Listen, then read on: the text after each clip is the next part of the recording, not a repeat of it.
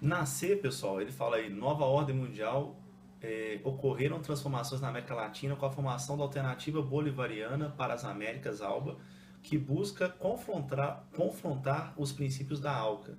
Bom, pessoal, aqui poderia ter gerado uma dúvida ali, porque Uhum. ele faz referência a um bloco econômico, e é um bloco que não é econômico propriamente dito, mas que tem ali características de um futuro bloco econômico, né? Bom, pessoal, nós sabemos que essas transformações que ele está se referindo são mudanças sociais, né? Mudanças sociais e econômicas. Por exemplo, a Aliança Bolivariana para as Américas, a ALBA, ela é um bloco político criado por dois países basicamente, né? Uhum. Ela inclui mais países, mas ela foi criada pela Venezuela e por Cuba, né? E nós sabemos que a Venezuela é um país na América do Sul que é um país rico em petróleo, é um país que tem um governo mais assim controverso muitas vezes, né? Porque adota medidas populares, mas ao mesmo tempo polêmicas, né? Então, pessoal, o que é essa aliança bolivariana? É um bloco mais político que visa reunir um grupo de países que tem ali a mesma ideia sobre a América Latina, sobre a administração da América Latina. E esse grupo de países é formado, além da Venezuela, também pela Nicarágua, países da América Central, que são países mais pobres e são países que têm digamos, governos mais Orientado à voltados para esquerda. a esquerda, governos mais menos liberais, tá? O que seria um governo liberal, Léo? Como exemplo, o governo norte-americano é liberal, né? Então, só para né, a gente fazer um contraponto aqui, o governo americano ele é o representante da ALCA, que é a área, perdão, de livre comércio das Américas. A ALCA, pessoal, que foi projetado pelos Estados Unidos, um bloco econômico que pegaria toda a América, excluindo Cuba, porque Cuba é socialista, né? E a ideia americana era criar realmente, facilitar a circulação de mercadorias entre os países da América. Claro, gente, por que esse bloco não foi para frente? Por que não existe a ALCA, né? A ALCA, pessoal, ela começou a ser criada em 97, 1997, e ela foi literalmente enterrada no ano de 2005, né? Principalmente com a ajuda do presidente Lula na época e do presidente Hugo Chávez da Venezuela, né? Por quê? Porque a ALCA ela beneficiava mais aos americanos, né, do que aos demais países da América. E quando eles foram questionados sobre isso, o bloco começou a desmoronar, né? Então, o que ele tá falando na alternativa C que é a correta, né? Ele está colocando duas situações opostas. Bom, a América Latina, na nova ordem mundial, ela tem a questão social, países que estão mais preocupados com as questões sociais, e ao mesmo tempo são governos mais populistas. Você vai lembrar lá da matéria de história, lá do Getúlio Vargas, né? Isso. Então, pessoal, esses governos eles se opõem aos governos liberais, a exemplo dos Estados Unidos, que é o país liberal da América, né? O Brasil também é de certa forma, mas os Estados Unidos é o principal país liberal, tá? E aí, pessoal, a ALCA ela tá mais pro lado liberal e a Aliança Bolivariana mais pro lado social e populista. Então, realmente, nós temos aí um desdobramento da nova ordem mundial, tá? E na alternativa D, pessoal, vejam que um bloco militar denominado Aliança Sul-Americana. Olha, nós não falamos sobre isso em sala, né? Uhum. Inclusive, no nosso material não tem nada Que fala falando sobre. sobre isso. Tenho certeza que lá na escola também você não viu seu professor falando sobre isso, porque isso não existiu, Uhum. né? A questão aqui ela tá fugindo totalmente ali do desdobramento, até porque, pessoal, vamos lembrar, a nova ordem mundial ela não tem uma questão militar muito forte, Principalmente na América do né? Sul, né? Então, assim, nós sabemos, principalmente na América do Sul, Uhum. como o Igor falou, a questão militar é mais forte durante o período da Guerra Fria. A nova ordem mundial ela marca a divisão do mundo pelo lado econômico e não mais pelo lado militar, né? É bom falar que essa questão ela poderia ser um pouco mais difícil, mas que você tinha que ter aquela habilidade que foi bastante ressaltada, que é justamente tentar eliminar as questões. Por exemplo, as alternativas A, B e D, a gente viu que ela tem características ali que foi dado, que foram salientados constantemente, tanto pelos professores de geografia quanto pelos professores de história. E aí sobrando apenas a alternativa C. outra questão que eu gostaria de ressaltar é em torno da alternativa D, quando fala sobre o bloco militar. Às vezes, isso é aquilo que a gente cansou de falar, que é a questão do distrator, que às vezes coloca, por exemplo, a Aliança Sul-Americana, um bloco militar, aí a pessoa fica perdida e às vezes... Confunde com União das Nações Sul-Americanas. Exatamente, né? Confunde com qualquer outro conceito e às vezes marca esse tipo de questão. Então, até se você marcou essa questão, não fica muito triste com isso não, porque a questão ela é maldosa mesmo, é o distrator maldoso mesmo. Qual que é a próxima? Última, vamos lá, questão 27. E aí é bom falar que trata do mesmo contexto, só que de um problema diferente. Olha, se você for focar, vai ver que ela, a partir da década de 70, ou seja, a década de 70 ela caiu muito dentro de todos os desdobramentos possíveis que poderiam ocorrer. Questão da globalização, questão da industrialização e aí também questão da urbanização. E a questão pede ali no caso, questão da urbanização brasileira ligada à industrialização tardia. Né? E só um ponto que é legal de observar, por que a década de 70, né? Porque nós temos que pensar que nós tivemos um livro que falou sobre o contexto da ditadura militar, né?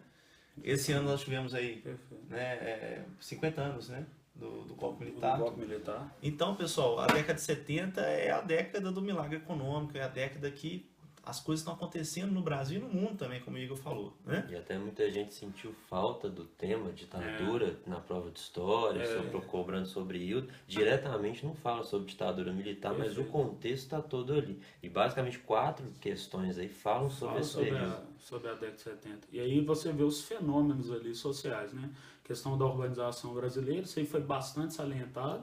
Você tem a intensificação da urbanização vinculada ao processo de migração regional, migração intra e interregional e a questão do êxodo rural. E aí sobre a urbanização brasileira, a partir dessa década, aí é aquilo que a gente sempre salientou. Olha lá, você vê 4 questões que cobram o correto afirmar e aí de repente cobram o incorreto. E aí, às vezes, o candidato nosso vai e cai nessa pegadinha aí e marca, por exemplo, a alternativa A, que é a alternativa que ela está correta, e é o mesmo pelo fato de estar cansado. A última questão da prova de geografia, ele vai e marca a alternativa A, né, gente? Ele fala, a formação de grandes metrópoles no país, com destaque para o Centro-Sul, resultou em enormes desafios para a administração pública na área de planejamento urbano. O êxodo rural, gente, a urbanização brasileira, o Vilela já comentou sobre isso, a urbanização brasileira foi acelerada, né? E como ela foi acelerada, pessoal, o êxodo rural foi muito intenso, nós sabemos que isso exigiu dos governos das cidades, né, um certo planejamento. Muitas vezes, na maioria das vezes, não aconteceu de uma forma ideal, porque a gente sabe que os problemas urbanos estão aí, né, desde que o Brasil digamos, se intensificou como a urbanização cresceu. O Brasil vai se tornar um país muito urbano a partir da década de 50, né, do século 20. E aí os problemas aparecem, tá? Principalmente na região centro-sul. Olha só a matéria de regiões do Brasil aparecendo aí de novo, né? Região centro-sul, nós estamos falando dali, pegando a parte central-sul do Brasil, né? É o Cone Sul. Então, a alternativa A já está correta, então já não marque essa. Na verdade, quem marcou está errado, porque nós sabemos que ele quer incorreto, né? Então, no caso da B, articulou-se ao longo da rodovia BR-101, entre o Rio de Janeiro e Salvador, complexa rede urbana com elevada oferta de serviços e empregos por meio de tecnopolos. Nós sabemos aí que esses tecnopolos, eles se concentram entre a região do Rio de Janeiro e a região de São Paulo, ligada à Via Dutra, que até hoje ela começa a se constituir com a megalópole brasileira, que para alguns autores acreditam que é a megalópole, para outros não. Então por isso que essa alternativa está errada. Agora é importante ressaltar que tanto na questão A quanto na questão B, você começa a enxergar a questão urbana, e aí essa área de planejamento urbano, as próprias metrópoles, as grandes cidades brasileiras, elas são consideradas regiões metropolitanas na década de 70. O governo militar ele tem essa preocupação no que tange a esse novo espaço que surge aí no Brasil, em virtude da problemática, em virtude do processo de favelização, periferização que ocorre aí. Já na alternativa C, está assim, com a intensificação da urbanização, crescem as demandas sociais, tais como a regularização fundiária de imóveis irregulares e a dotação de infraestrutura nas periferias. Que é isso aí que também está correto, né? Que a gente percebe isso, que são os desdobramentos desse crescimento que a gente chama de macrocefalia urbana, que é um crescimento rápido demais das cidades. Você tem as demandas sociais, você tem a regularização fundiária, e aí é bom retratar o que é o fundiário. Sempre vai retratar a respeito da terra.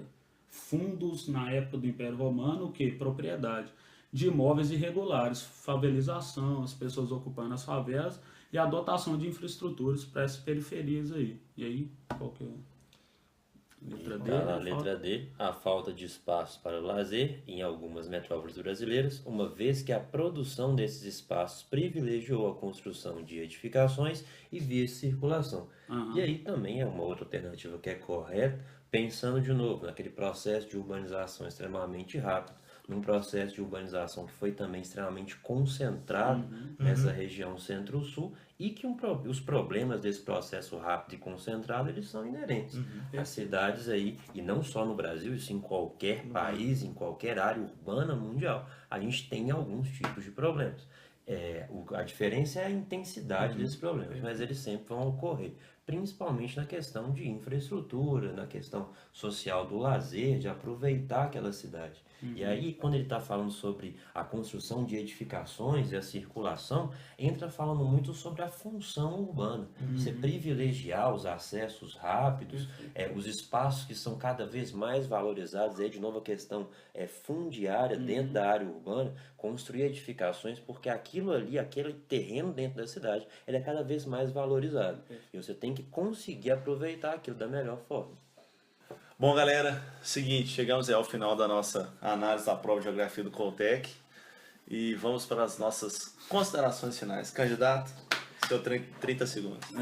Foi um prazer fazer isso aí para vocês, espero que esclareçam as dúvidas, espero que você tenha paciência também para ver esse vídeo longo, mas isso aí é só motivação para ajudá-los. Candidato. Aí, gente, então, videozinho de final de ano, né? Meia-noite e meia, o Mersão já virou abóbora aqui já. Mas espero que vocês tenham aí entendido, tenham conseguido assistir o vídeo até o final e que esse resultado venha e tomara que venha também junto à sua aprovação. A gente está torcendo por isso. Isso aí. Galera, tamo junto, né? Valeu por tudo e qualquer dúvida, mande-nos um recado, né? Ligue para o Léo. Ligue para o Igor. Dá o telefone do Léo aqui agora. Ligue, Léo. Tá certo? Então chega, né? Vamos tomar